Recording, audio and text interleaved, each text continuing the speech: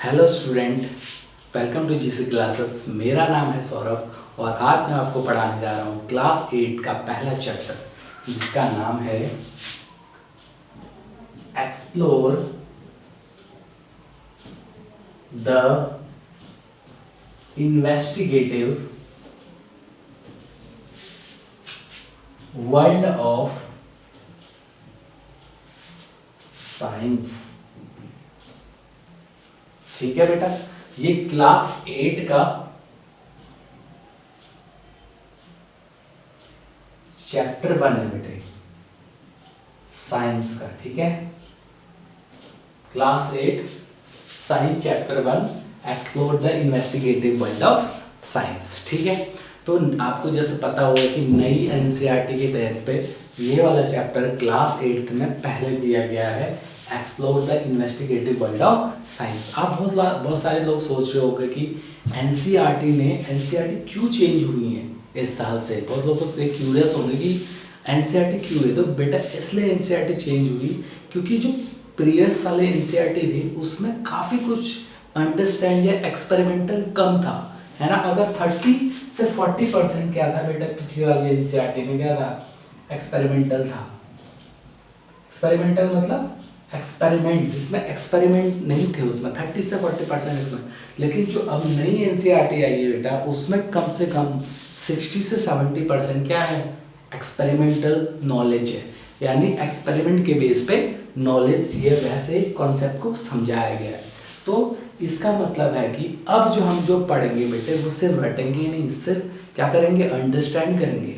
जिस स्टूडेंट ने बेटा इस कॉन्सेप्ट को, इस एनसीईआरटी को, हर एक कॉन्सेप्ट को क्या कर दिया, अंडरस्टैंड कर दिया, वो क्या होगा, वो बहुत अच्छे से इस सारे कॉन्सेप्ट को कर ले जाएगा। ठीक है, तो आपको मैं इस तरह से पढ़ाऊंगा कि आपका हर एक कॉन्सेप्ट क्या हो जाए, क्लियर हो जाए। ठीक है बेटा, तो नई एनसीईआरटी है, आप लोग भी क्यूरियस हो गए कि इस एनसीईआरटी में दिया क्या है। ठीक है, तो हम इस एनसीईआरटी के हर एक पेजेस को या हर एक क्वेश्चन को, हर एक कॉन्सेप्ट को क्या करेंगे, एकदम से क्या करेंगे, एकदम डिकोड करेंगे। हर एक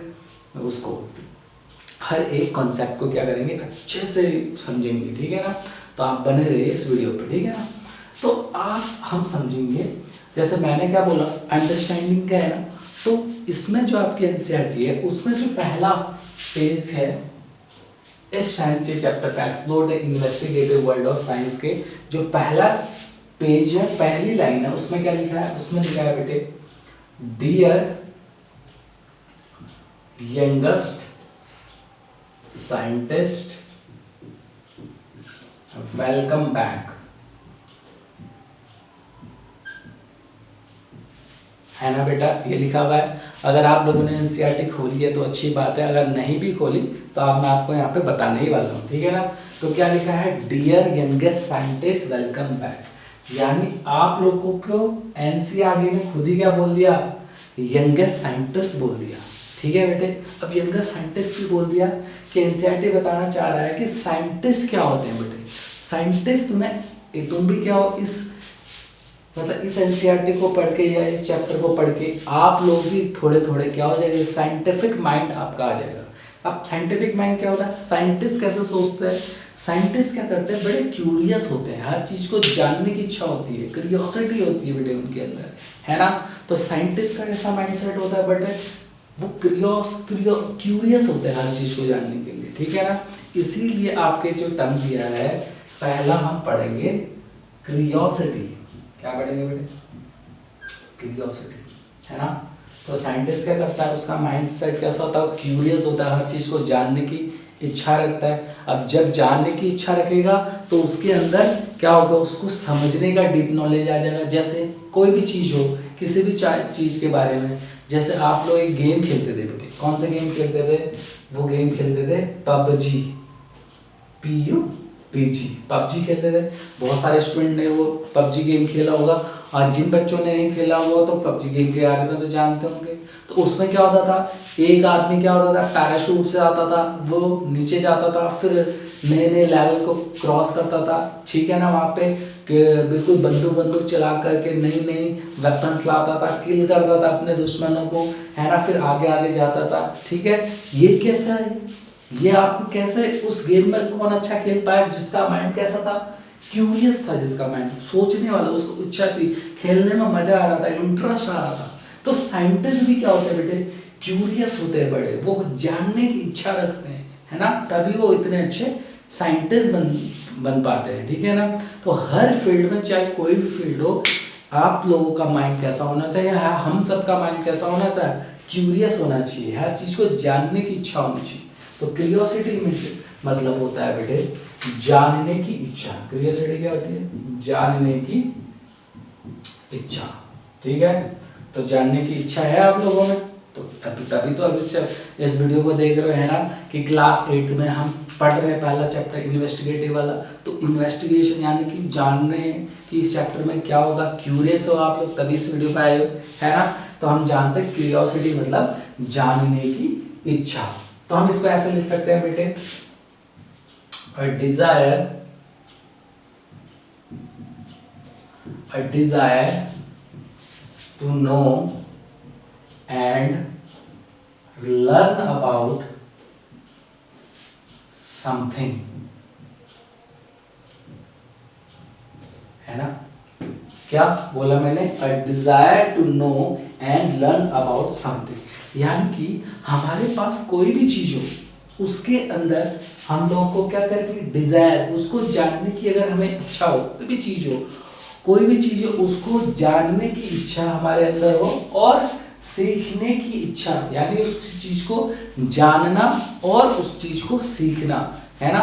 तो उसको क्या बोलते हैं बेटे, क्यूरियोसिटी। किसी भी चीज को, कोई भी चीज हो, है ना। जैसे एरोप्लेन क्यों बना, है ना, कैसे बना, ये क्या आपने क्या किया, डिजायर किया, क्या उसके बारे में सीखा, पढ़ा, लर्न किया, सीखा, है ना। तो किसी भी चीज के बारे में सीखना और उसके अंदर इच्छा होना, है ना, किसी भी चीज के बारे में जानने की इच्छा अगर आपके अंदर है, क्यूरियोसिटी अंदर आपके अंदर है, ठीक है, और लर्निंग माइंडसेट अगर आपका है, तो आप क्या बनोगे, उसको क्या बोलेंगे, क्यूरियोसिटी। साइंटिस्ट भी ऐसे सोचता है बेटे, उसका माइंडसेट कैसा होता है, क्यूरियस होता है, बड़े चीजों को जानता है, डीप लेयर में जानता है। तो क्यूरियोसिटी का मतलब क्या लिखेंगे, अगर हम उसकी डेफिनेशन लिखना चाहें तो desire to know and learn about something, कोई भी चीज हो उसके बारे में लर्न करना और उसके बारे में क्या करना, डिजायर करना, उसके बारे में सोचना, इच्छा रखना कि ये चीज हुई कैसे। साइंटिस्ट भी तो ऐसे सोचते हैं बेटे,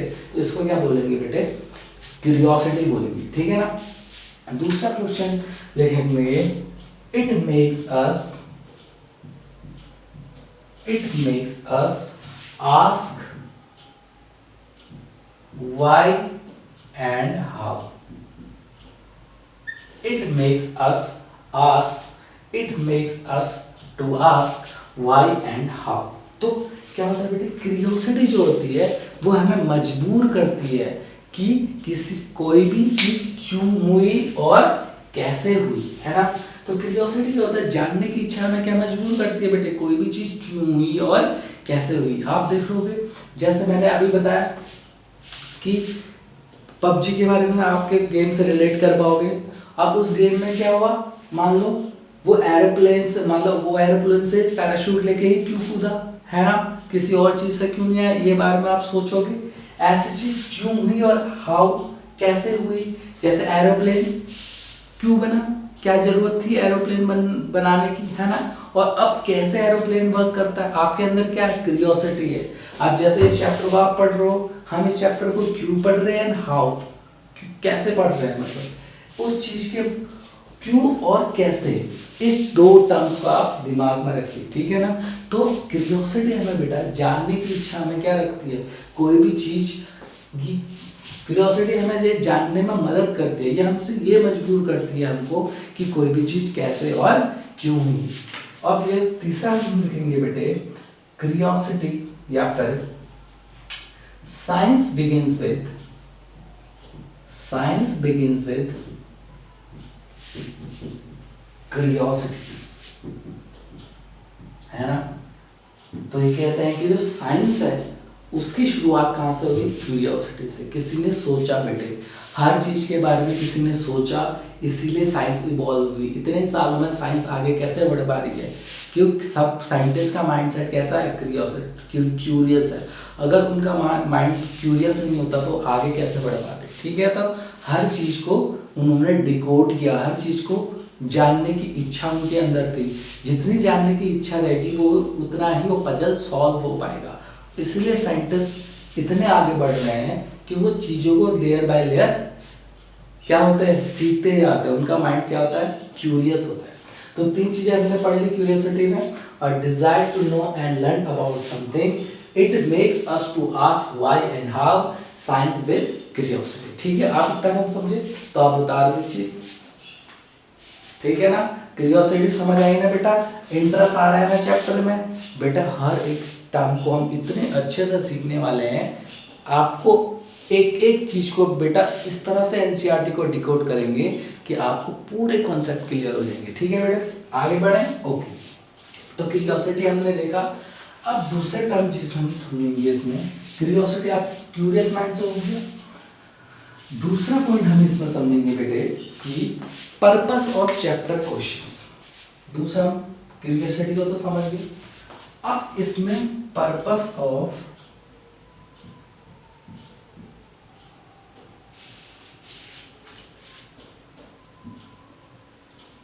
चैप्टर क्वेश्चन है ना। अब ये देखेंगे आपके एनसीईआरटी में कुछ क्वेश्चन दिए हैं, अब उसको समझेंगे कि उन क्वेश्चन का पर्पस क्या है, क्यों ऐसे क्वेश्चन दिए हैं। तो हम लिखेंगे बेटे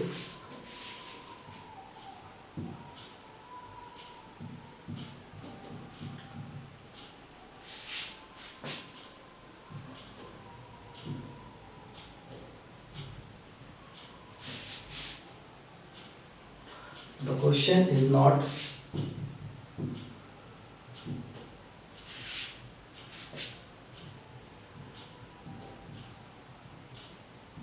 only for exam।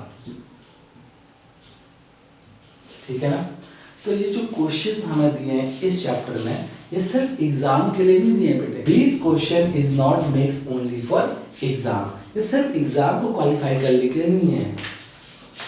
They are meant to be think and explore, है ना। ये सिर्फ क्वेश्चन क्या है? एग्जाम को क्वालिफाई कर, सिर्फ एग्जाम आप पास हो जाओ उस चीज के लिए नहीं है। They are meant to be think and explore, यानी कि ये क्वेश्चन इस तरह से डिजाइन किए गए हैं, एनसीईआरटी ने इस तरह से डिजाइन किया है कि आप क्या कर पाओ? थिंकिंग कर पाओ और एक्सप्लोर कर पाओ। थिंकिंग का मतलब आप सोच पाओ कि कोई भी चीज कैसे हुई, और दूसरा एक्सप्लोर यानी पता लगाना।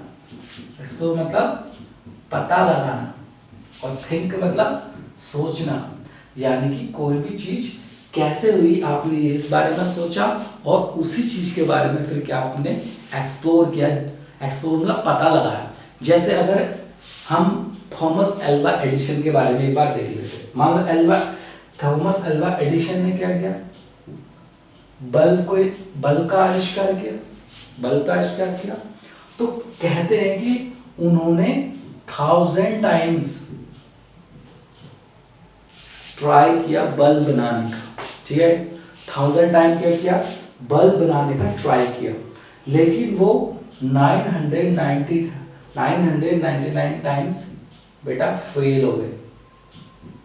यानी कि एक तरीक ट्राई कितने टाइम किया? 1000 टाइम, 999 टाइम्स वो फेल हो गए। सिर्फ एक मतलब 1000 टाइम्स, जो 1000 टाइम्स हुए तब वो उस चीज में सक्सेस होता है। इसका मतलब क्या? उन्होंने क्या किया?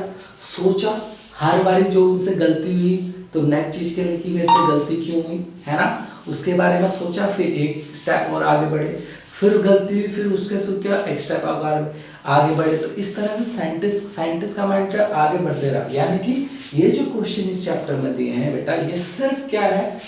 एग्जाम पास करने के लिए नहीं बने हैं। ये क्या है? आप इसको सोच पाओ और एक्सप्लोर कर पाओ, पता लगा पाओ कोई भी चीज़ कैसे हुई, क्यों हुई, और उसके बारे में एक्सप्लोर मतलब पता लगा लो, ठीक है ना। तो ये चीज़ हुई। ओके, अब आपकी एनसीईआरटी में जो क्वेश्चन दिए हैं हम उसको देखते हैं बेटे, ठीक है। थिंक करते हैं और एक्सप्लोर करते हैं, ठीक है ना। तो देखते हैं बेटा,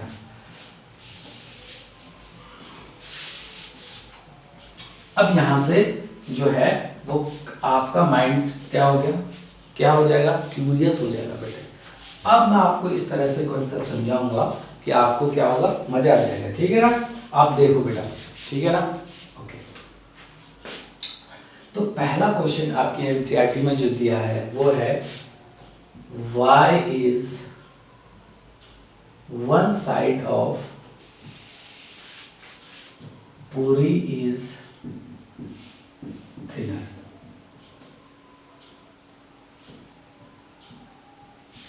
क्या कह रहा है बेटे, ये कह रहा है कि y is one side of पूरी इज थिनर, यानी कि पूरी खाते हो, पूरी सबने खाई होगी, छोले पूरी तो सभी खाते हैं बेटा। उसमें ये पूछा है कि एक साइड की पूरी जो होती है वो थिनर की होती है, थिन की होती है ना। एक साइड की पूरी थिन की होती है और एक साइड की पूरी क्या होती है, थिक की होती है। ये क्वेश्चन पूछा है, अच्छा क्वेश्चन है ना। तब मैंने क्या बोला था, क्वेश्चन सिर्फ किस लिए है, एग्जाम पास करने के लिए नहीं है, सोचने के लिए और एक्सप्लोर करने के लिए। अब आप सोचो बेटा, क्वेश्चन इनको दिया है कि y is one side of पूरी इज थिनर, यानी कि अब आपने क्या करना है, सोचना है, एक्सप्लोर करना है, ठीक है। कि सोचना है आपने कि एक साइड की पूरी थिन और एक साइड की पूरी थिक क्यों है। सोचो, सोच लिया, ठीक है। मैं आपको बता रहा हूँ कि एक साइड की पूरी थिन क्यों होती है बेटे और एक साइड की पूरी थिक क्यों होती है। तो आप सब लोग क्या मेरे साथ चलोगे, ठीक है। आप क्या करो बेटे, इमेजिन करो, ठीक है, कि आप लोग क्या हो, मम्मी के साथ किचन के गए हो, ठीक है ना। ये आपने सोचना है, आप सभी लोग सोचो कि आप अपनी मम्मी के साथ कहाँ हो, किचन में गए हो। आप एक्सप्लोर कर, देख क्या मैंने क्या बोला, साइंटिस्ट का माइंड क्या होता है बेटे, क्यूरियस होना चाहिए। और क्वेश्चन किस लिए बने हैं, थिंक और एक्सप्लोर करने के लिए। तो एक्सप्लोर करते हैं, चलो ठीक है। आप अपनी मम्मी के साथ कहाँ हो गए हो, मान लो किचन के अंदर गए हो। आप देख रहे हो कि आप पूरी कैसे बनती है, ठीक है ना, पूरी कैसे बना रही है मम्मी, आप देख रहे हो उसको। तो क्या किया बेटा, सबसे पहले मम्मी ने क्या किया, आटे जो होता है अपना उसको क्या किया, पानी डाला। तो आटे के साथ किसका यूज हुआ, सबसे पहले वाटर का यूज हुआ बेटे। वाटर डाला गया, उसको वाटर को डाल करके उसका क्या बनाया गया, एक डो, बढ़िया सा डो बनाया उन्होंने, है ना। अब डो बनाया, जैसे ही डो बनाया तो उसके अंदर क्या है, डो के अंदर पानी का यूज हुआ है बेटे, वाटर का यूज हुआ है। वाटर का फॉर्मूला क्या होता है बेटे, H2 होता है, वो हम आगे उस डिप में समझेंगे। तो फिलहाल तो वाटर डाला बेटे, आप सोच रहे ना, इमेजिन करना बहुत इंपॉर्टेंट है, ठीक है। तो आप लोग कहाँ गए हो, किचन में चले गए, आपने देख लिया कि मम्मी ने क्या किया, वाटर को उसमें डाला और उसका एक बढ़िया सा डो बना दिया। अब उस डो का एक पार्ट तोड़ा और उसके क्या बनाया, एक तरह से चपाती जैसी बनाया, चपाती शेप की, छोटी छोटी चपाती, थोड़ी बड़ी होती है बट आप चपाती क्या टाइप की उन्होंने छोटे एरिया पे, छोटे सर्कल पे क्या बनाया, एक चपाती टाइप बनाई। अब क्या हुआ, उस चपाती को क्या डाल दिया, एक कढ़ाई में डाल दिया। ये है कढ़ाई, उतनी अच्छी नहीं बनी बट समझने के लिए इंपॉर्टेंट है, ठीक है ना। अब इस कढ़ाई में हमने क्या डाल दिया, ऑयल को डाल दिया। क्या डाल दिया बेटे इस कढ़ाई में, सबसे पहले ऑयल डाल दिया, ठीक है ना। और नीचे से क्या लगा दिया, तो नीचे से हमने इस पे हीट कर दिया, यानी कि बर्नर लगा दिया। ये क्या बेटे, हीट है, नीचे से हीट आ रही है ना। तो गैस के ऊपर हमने क्या रख दिया, कढ़ाई को रख दिया और कढ़ाई के अंदर तेल डाल दिया। अब हम उसमें क्या डाल रहे हैं बेटे, पूरी डाल रहे हैं। सोच लो ना बेटे, पूरी डाल रहे हैं। जैसे उसके अंदर अभी पूरी बनी नहीं है, ठीक है ना, तब उसने चपाती को डाल दिया, उसको डाल दिया। अब चपाती के अंदर क्या है बेटे, जो पूरी बनने वाली है उसके अंदर क्या है, वाटर के मॉलिक्यूल्स है। क्या है बेटे, वाटर के मॉलिक्यूल्स है ना। अब वाटर किस फॉर्म में होता है बेटे, लिक्विड फॉर्म में होता है बेटे। बिल्कुल अच्छे से, बिल्कुल कंसंट्रेट होकर समझिए, बिल्कुल अच्छे समझ आ जाए। तो वाटर के अंदर क्या होता है, वाटर किस फॉर्म में होता है बेटे, लिक्विड फॉर्म में होता है। अब जैसे ही नीचे हीट दी ना बच्चे, किसको, ऑयल को, तो ऑयल को हीट दी, ऑयल गर्म हुआ और ऑयल कहाँ गया, पूड़ी पे गया, पूड़ी पे लगाया। अब क्या हुआ, जैसे तेल गर्म हुआ ना बेटे, जो वाटर पड़ा था जिसके अंदर, उस पूड़ी के अंदर, उस चपाती के अंदर, आप जो भी बोलो, उसके अंदर जो वाटर के मॉलिक्यूल्स थे बेटे, वो अपनी स्टेट को चेंज करेंगे बेटे, है ना, क्योंकि वो तो लिक्विड फॉर्म में है। अब लिक्विड पे जब हीट जाती है तो किस फॉर्म में चेंज हो जाता है, वो स्टीम में चेंज हो जाता है। लिक्विड किस में चेंज हो जाता है बेटा, स्टीम में चेंज हुआ। अब आप समझना, मैं आपको अच्छे से समझाऊं। मान लो बेटा ये पूरी है, ठीक है ना। अब क्या हुआ, जैसी स्टीम गई ना बेटे, वाटर के मॉलिक्यूल्स थे अंदर, वाटर के मॉलिक्यूल्स में क्या हुआ, हीट अप हुए वो, ठीक है, उसमें प्रेशर लगा, उसने अपना क्या किया, स्टेट चेंज हुई, लिक्विड था, लिक्विड से क्या हुआ, स्टीम बना। जैसे ही स्टीम बना तो वो ऊपर की तरफ आएगा ऑब्वियसली, है ना। स्टीम क्या ऊपर की तरफ जाएगी, ऊपर की तरफ जाने से वो पूरी क्या होगी, फूल जाएगी, है ना। क्या होगी, फूल जाएगी स्टीम, क्योंकि बाहर निकलना चाहेगा। स्टीम क्या होगा, बाहर निकलना चाहेगा, लेकिन बाहर तो कोई कटा फटा नहीं है ना पूरी पे। पूरी क्या हो, उसको स्टीम को घेर लेगी। अगर पूरी पे कोई छेद कर ले तो सारी स्टीम बाहर आ जाएगी, लेकिन पूरी क्या पूरी तरह से कवर है। तो स्टीम में क्या हुआ, स्टीम आई तो स्टीम क्या करेगी, उसको स्ट्रेच करेगी, उस पूरी को क्या करेगी, स्ट्रेच करेगी। और जिस साइड पे बेटा ज़्यादा, मान लो ये वाली साइड है जहाँ पे स्ट्रेचिंग ज़्यादा हो रही है, तो ये वाली साइड ज़्यादा स्ट्रेच हुई ना बेटे, वो फूल गई, ठीक है। जिस साइड में ज़्यादा प्रेशर लगा वो ज़्यादा स्ट्रेच हो गई, और जो ज़्यादा, जिस साइड ज़्यादा स्ट्रेच हुई वो साइड होगी पतली बेटे। क्या बोला मैंने, जहाँ जिस साइड पर प्रेशर ज़्यादा लगा, क्या लगा बेटे, जिस साइड में मैंने बोला प्रेशर ज़्यादा लगा, इसे ऊपर बना लेते थोड़ा। मान लो ये साइड थिक है और ये साइड थिन हो गई बेटे। मान लो जिस साइड में बेटे प्रेशर ज़्यादा लगा वो साइड हो गई थिक, सॉरी वो साइड होगी थिन, और जहां लगा प्रेशर कम वो साइड होगी थिक। समझे, फिर से समझा रहा हूं बेटे। क्या हुआ, अब देखो मैंने क्या बोला, मान लो इस साइड में प्रेशर ज्यादा लगा, प्रेशर ज्यादा लगने से क्या होगा, स्ट्रेच ज्यादा हो गई। स्ट्रेच जो जल्दी ज्यादा होगा तो वो सीट क्या होगी, फूल जाएगी, उस वो साइड जल्दी फूल जाएगी, ज्यादा फूल जाएगी तो स्ट्रेच ज्यादा हुआ, यानी कि वो साइड लेयर कैसी हो जाएगी, थिन हो जाएगी। यानी कि जिस लेयर पे, मतलब जिस साइड पूरी के जिस साइड में प्रेशर ज्यादा होगा वो साइड थिन हो जाएगी, और जहाँ पे प्रेशर कम पड़ा वो साइड थिक हो जाएगी। ये तो होगा प्रेशर का। अब हम इसको हीट से समझते हैं, हीट के कॉन्सेप्ट से समझते हैं, क्योंकि इसमें प्रेशर और हीट का कॉन्सेप्ट लगेगा। अब हीट से समझते हैं, फिर से बेटे हीट से समझते हैं। आप इमेजिन करो किचन में हो ना, और इस यहाँ पे भी देखते रहो, ठीक है ना। मान लो ये नीचे क्या लगाया हमने, हीट लगाया, बर्नर लगाया, गैस पे हमने कढ़ाई रखी है, और ये पूड़ी है मान लो। अब ये पूड़ी बेटे किसके संपर्क में है, किसके कांटेक्ट में, डायरेक्ट कांटेक्ट में किसके हैं, ऑयल के कांटेक्ट में। जैसे आप ऑयल गर्म हुआ, तेल गर्म हुआ, और तेल ऑयल किसके संपर्क में, पूड़ी, ये मान लो ये पूड़ी है, पूड़ी की नीचे वाली लेयर्स डायरेक्ट कांटेक्ट किससे है बेटे, पूरी की नीचे वाली लेयर की कांटेक्ट किससे, डायरेक्ट ऑयल से। ऑयल कैसा गर्म हो गया। अब जैसे ऑयल गर्म हुआ तो नीचे वाला हिस्सा जो पूरी का था वो क्या हो जाएगा, कुक हो जाएगा। जल्दी क्या हो जाएगा बेटे, वो कुक हो जाएगा, पक जाएगा, है ना। क्योंकि क्यों बेटा, क्यों पक जाएगा, क्योंकि डायरेक्ट संपर्क में है, वो डायरेक्ट कांटेक्ट में है, किसके, ऑयल के कांटेक्ट में। और ऑयल कैसा है, बिल्कुल गर्म ऑयल है। जैसे उस पर हीट पड़ी उस पूरी पे, वो पूरी कैसी हो जाएगी, कुक हो जाएगी, और प्लस वो कुक होकर क्या हो जाएगी, हार्ड भी हो जाएगी, कुक हो जाएगी, प्लस वो लेयर कैसी, क्रिस्पी हो जाएगी बेटा, वो हार्ड हो जाएगी। तो हार्ड हो जाएगा तो वो लेयर क्या हो जाएगी, थिक हो जाएगी। क्या हो जाएगी बेटे, थिक हो जाएगी। ध्यान से देखना, क्योंकि कुक हो जाएगी ना जल्दी से, ऑयल के कांटेक्ट में तो जल्दी कुक हुई, यानी कि वो कैसी हो जाएगी, हार्ड हो जाएगी, और वो थिक हो जाएगी। यानी हीट जहां ज्यादा होगी, मतलब जिस साइड में हीट ज्यादा होगी वहां पे वो लेयर कैसी हो जाएगी, थिक हो जाएगी बेटे। और जहां हीट कम होगी वो साइड कैसी हो जाएगी बेटा, थिन हो जाएगी। समझे, है ना इंटरेस्टिंग सा। तो बेटा समझे ये क्वेश्चन, ये सिर्फ एग्जाम के लिए नहीं बने बेटे। ये मैंने क्या बोला था, ये क्वेश्चन सिर्फ एग्जाम के लिए नहीं बने।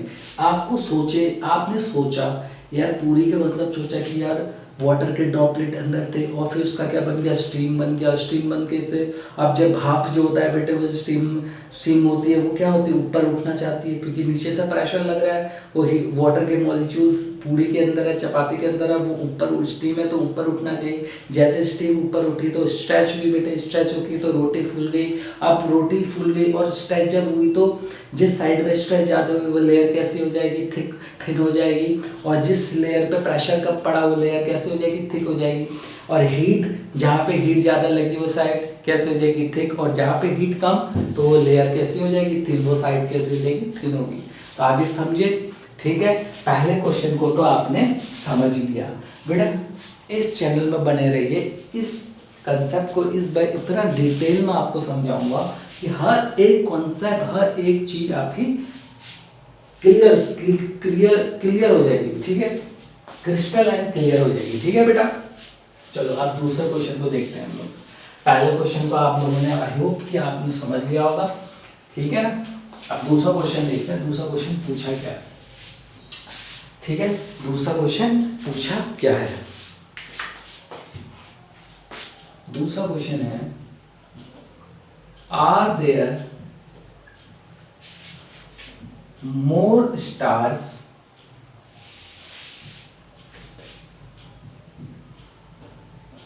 और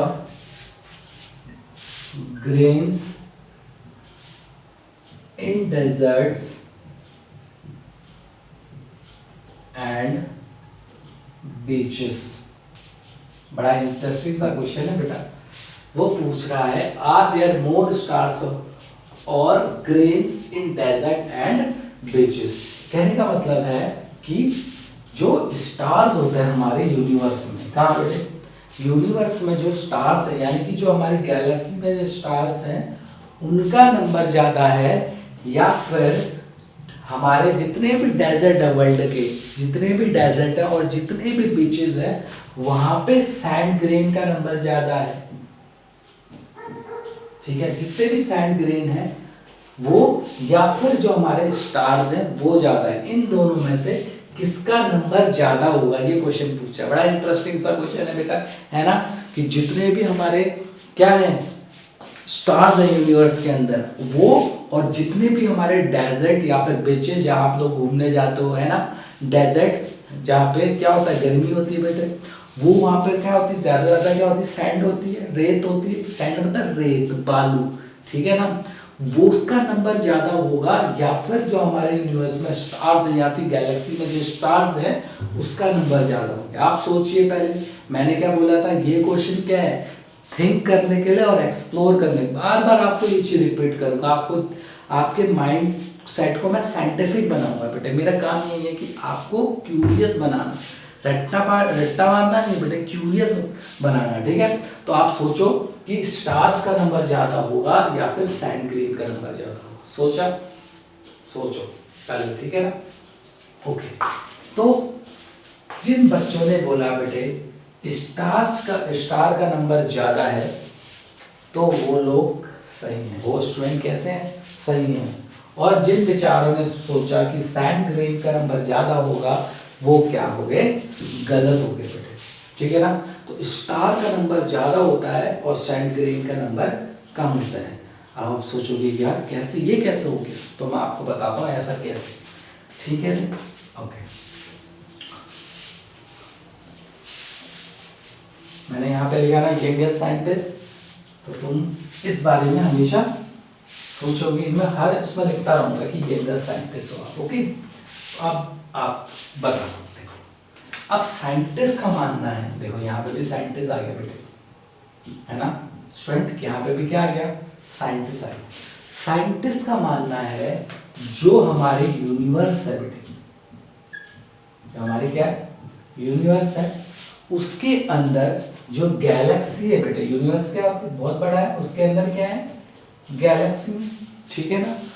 तो साइंटिस्ट ने बोला है कि जो हमारे यूनिवर्स है उसमें जो गैलेक्सी है वो कितनी है, 300 बिलियन गैलेक्सी। गैलेक्सी का नंबर क्या है, 300 बिलियन गैलेक्सी है हमारे यूनिवर्स के अंदर। अगर जो गैलेक्सी है वो कितनी है, 300 बिलियन गैलेक्सी है। और एक गैलेक्सी यानी कि अर्थ जहां हम रहते हैं, मान लो अर्थ में रहते हैं, तो हमारे जो अर्थ, हमारी जो गैलेक्सी का नाम है वो क्या है? मिल्की वे गैलेक्सी। क्या नाम है बेटे जहां हम रहते हैं? मिल्की वे गैलेक्सी। ठीक है, तो हमारी जो गैलेक्सी का नाम है वो क्या है? मिल्की वे गैलेक्सी। यानी कि एक मिल्की वे गैलेक्सी में कम से कम माना गया है कि 200 बिलियन स्टार्स है बेटे। कंफ्यूज मत होना बेटे, दोबारा देखते हैं। मैंने क्या बोला? जो हमारा सबसे बड़ा क्या यूनिवर्स है बेटे, यूनिवर्स के अंदर क्या बहुत सारी क्या, मान लीजिए यूनिवर्स है बेटा, बहुत बड़ा है ना। इस यूनिवर्स के अंदर क्या बहुत सारे क्या है? गैलेक्सी है बेटे। लेकिन ये गैलेक्सी का नंबर कितना बताया साइंटिस्ट ने? 300 बिलियन गैलेक्सी है बेटे, है ना। उनमें से एक गैलेक्सी है, मान लो ये वाली, इसका नाम क्या है बेटे? मिल्की वे गैलेक्सी, जहां हम लोग रहते हैं, है ना। मिल्की, हमारी गैलेक्सी का नाम क्या है? मिल्की वे गैलेक्सी। और इस मिल्की वे गैलेक्सी में कितने स्टार्स हैं बेटे? 200 बिलियन स्टार्स है। एक सिंगल गैलेक्सी के अंदर कितने स्टार्स है? 200 बिलियन स्टार्स है। और टोटल गैलेक्सी कितनी है? 300 बिलियन गैलेक्सी।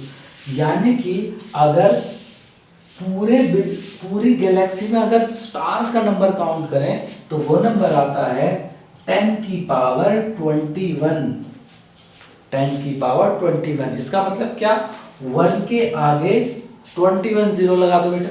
लगाते हैं 1 2 3 4 5 6 7 8 9 10 11 12 13 14 15 16 17 18 19 20 और 21। इतने स्टार्स हैं बेटे। कहा? पूरे यूनिवर्स में इतने स्टार्स हैं। ठीक है, पूरी 300 बिलियन गैलेक्सी में कितने स्टार्स हैं? इतने स्टार्स है। और ये नंबर बेटे अनइमेजिनेबल। और यूनिवर्स का तो अभी हम लोग को बहुत कम पता है बेटे, हो सकता है कि और ज्यादा गैलेक्सी हो। जितना अप्रोक्सीमेशन साइंटिस्ट ने बोला है कि 300 बिलियन है, तो सोचो इतनी गैलेक्सी में इतने ज्यादा स्टार्स है बेटे। ठीक है, और अगर हमारे जितने भी बीचेस हैं और जितने भी हमारे क्या है डेजर्ट है, वहां पे अगर सैंड का नंबर लिया है तो साइंटिस्ट मानते हैं कि वो नंबर क्या है? 10 की पावर 18। 10 की पावर 18 सैंड ग्रेन्स है बेटा, है ना। 10 की पावर 18 सैंड ग्रेन्स है। यानी कि जो स्टार्स का नंबर है बेटा वो बहुत ज्यादा ग्रेटर है किससे? सैंड ग्रेन से। ठीक है ना। इंटरेस्टिंग सा कि स्टार ज्यादा, हमने सोचा था स्टार का नंबर ज्यादा होगा, है ना। तो स्टार्स का नंबर ज्यादा है किससे? सैंड ग्रेन से। ठीक है ना। ओके, तो उतारा आपने बेटा। ठीक है, अब आपके मन में एक क्वेश्चन और आया होगा बेटे कि सर आपने स्टार को बता दिया कि स्टार का नंबर ज्यादा था, है ना। स्टार को कैसे साइंटिस्ट ने बताया वो तो बता दिया, लेकिन ये सैंड ग्रेन है सर आपने गिने कैसे, है ना। आपका मन क्या हो रहा है? क्यूरियस हो रहा है बेटे, थिंक कर रहे हैं ना, एक्सप्लोर कर रहे हैं ना चीजों को। तो आपने ये सोचा होगा सर आपने तो बता दिया स्टार्स इतने हैं बिलियन 300 बिलियन, यूनिवर्स में इतनी गैलेक्सी हैं, इतनी गैलेक्सी में एक हमारी गैलेक्सी है मिल्की वे गैलेक्सी। मिल्की वे गैलेक्सी में 200 बिलियन क्या है बेटे? स्टार्स है, ये बोला तुमने। और पूरे उसमें क्या है? 10 की पावर 21 स्टार्स हैं। तो आपने बोला कि ये तो आपने बता दिया, लेकिन आपने ये नहीं बताया सर कि 10 की पावर 18 का नंबर, जो सैंड का ग्रेन्स का नंबर, ये नंबर कैसे पता चला साइंटिस्ट को। ठीक है, तो आप इसको उतारिए तो मैं बता। ठीक है, आप होप आपने उतार लिया होगा तो बताता हूँ आपको। ठीक है ना। तो देखो बेटे कैसे पता चला कि ये नंबर 10 की पावर 18 है। ठीक है, तो देखो बेटा क्या हुआ। ठीक है, मान लो देखो हम लोगों ने एक डेजर्ट को ले लिया। मान लो साइंटिस्ट ने क्या किया कि एक सहारा डेजर्ट को लिया, कोई भी डेजर्ट हो सकता है, कोई भी इसका नाम मान लो सहारा डेजर्ट को बोला। सहारा डेजर्ट का एरिया सबसे पहले फाइंड आउट किया। मान लो इस एरिया में, सारा डेजर्ट में हम लोग को गिनना है कि कितना क्या है, सैंड ग्रेन है।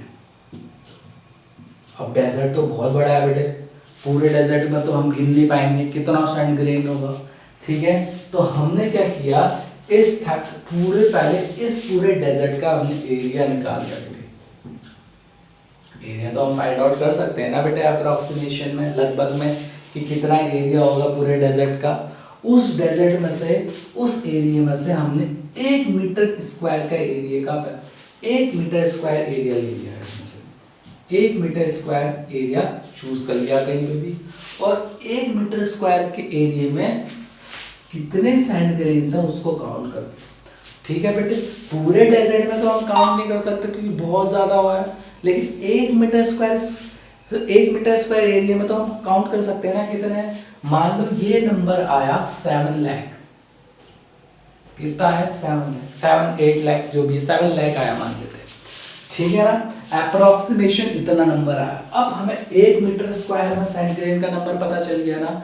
जब 1 मीटर स्क्वायर में हमें सैंड ग्रेन का नंबर पता चल गया तो पूरे डेजर्ट में हमें सैंड ग्रेन का नंबर पता चल जाएगा, है ना, क्योंकि हमने शायद पूरे डेजर्ट का एरिया निकाल लिया था। और 1 मीटर स्क्वायर में जितने 7 लाख है और पूरे डेजर्ट में कितना हो हम फाइंड आउट कर सकते हैं ना। तो इस तरह से हमने जितने भी डेजर्ट है और जितने भी बीचेस है पूरे वर्ल्ड में, सबसे पहले उनका क्या निकाल दिया, एरिया निकाल दिया।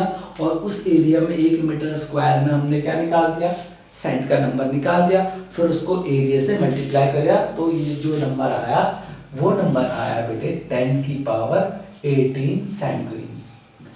और ये भी क्या है बेटे, अप्रोक्सीमेशन है इसका, अप्रोक्सीमेट। किसका नंबर ज्यादा है, हमको मिला स्टार का नंबर ज्यादा मिला है as comparison to sand grains का नंबर, है ना। इंटरेस्टिंग सा बेटा। तो आज के लेक्चर में हम यहाँ तक, आप उतार लीजिए इसको। तो आज के लेक्चर में हम यही समाप्त करेंगे और नए लेक्चर में आपसे नए क्वेश्चंस को डिस्कस करेंगे। तो ये देखो, ये जो चैप्टर रहने वाला ना बेटा, बहुत ही, देखो अगर आप इसको बहुत तेज पढ़ोगे ना आगे आगे तो आप समझ नहीं पाओगे। मैंने क्या बोला, हर एक क्वेश्चन, मेरी गारंटी है बेटा कि हर एनसीईआरटी की हर एक लाइन को मैं डिकोड करके आपको बताऊंगा। तो ये जो मैं आपसे, आप मुझसे पढ़ रहे हो ना साइंस, तो आपको फिर ये वीडियो देखने के बाद किसी कहीं और वीडियो देखने की जरूरत नहीं होगी। इस तरह से मैं आपको पढ़ाऊंगा। हर एक एनसीईआरटी के लाइन को हम डिकोड करेंगे, ठीक है ना। हर एक चीज को हम कॉन्सेप्चुअली क्लियर क्रिस्टल आपको समझ में आ जाएगा बेटे कि किस तरह से चीजें हुई हैं, ठीक है। तो अगर आप इस चैनल में नए हो, वैसे तो पहली वीडियो है बेटे मेरी, तो आप नए होंगे आई होप, तो इस चैनल को क्या करो, सब्सक्राइब करो। ये साल भर आपके लिए वीडियो बनाऊंगा बेटे। ये पूरे साइंस को, पूरे 8th क्लास की साइंस को हम लोग कंप्लीट करेंगे और ऐसे ही कंप्लीट करेंगे। हर एक क्वेश्चंस को क्या करेंगे, डिकोड करेंगे। हर एक लाइन को क्या करेंगे, डिकोड का मतलब हर एक कॉन्सेप्चुअली समझना। ऐसा नहीं कि हम सिर्फ एनसीईआरटी क्वेश्चन करेंगे, ऐसा नहीं करेंगे। पूरे एनसीईआरटी को हम क्या करेंगे, कॉन्सेप्चुअली समझेंगे। जब आप कॉन्सेप्चुअली समझेंगे तो हमारा पर्पस क्या हो जाएगा, सॉल्व हो जाएगा। क्या पर्पस है, सॉल्व हो जाएगा कि हर चीज को क्या करेंगे, समझने का। साइंटिफिक, यंगर साइंटिस्ट लिखा है ना, तो तुम्हारा माइंडसेट कैसा होगा, सोचने के लिए, ठीक है। आप क्वेश्चन को सोच पाओगे, ठीक है ना। रटेंगे नहीं हम लोग, क्या करेंगे, सोचेंगे, ठीक है ना। तो आज के लेक्चर में बेटा इतना ही। नेक्स्ट लेक्चर में हम नए एनसीईआरटी के पेजेस को क्या करेंगे, डिकोड करेंगे। हर एक लाइन को हम अंडरस्टैंड करेंगे। तो आज की वीडियो के लिए बस इतना ही। नेक्स्ट लेक्चर में मिलते हैं बेटे और नई बातों को हम सीखेंगे। ओके, आप रेडी होंगे ना, तो मिलते हैं नेक्स्ट लेक्चर में। तब तक के लिए बाय। आप ऐसे ही पढ़ते रहिए। Okay, thank you.